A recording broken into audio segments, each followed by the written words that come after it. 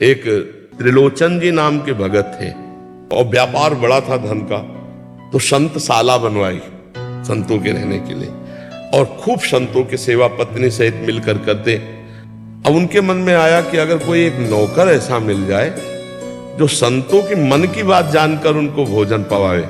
संकोची होते हैं संतजन ना कहें, तो एक दिन घर के दरवाजे के सामने आवाज आई, मुझे कोई नौकर रख ले।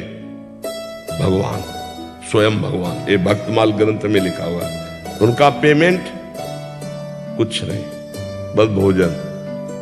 तो बोले आप संत सेवा कर लोगे? बोले इसकी तो हमें पुरानी आदत है, संत सेवा कर ले की तो हमारी पुरानी आदत है। क्या नाम है तुम्हारा?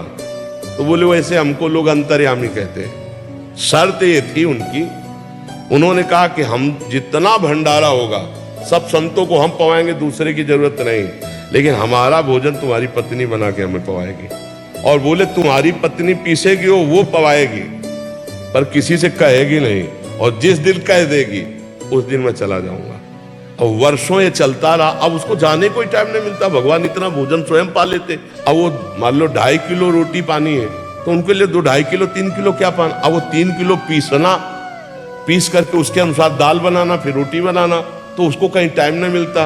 एक दिन समय निकाल कर पड़ोस में गई तो पड़ोसन ने कहा कि बहुत दुबरा गई हो।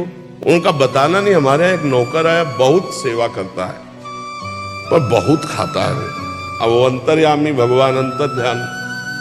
अब जब आए तो देखा त्रिलोचन जी ने एक पत्नी से कहा कि वो आज तक नहीं गए, इसका मतलब आपने किसी से कहा क्या?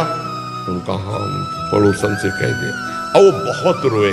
जब विकल हुए तो भगवान अपने रूप में आए और कहा त्रिलोचन जी वो अंतर्यामी नौकर और कोई नहीं था, भाई था।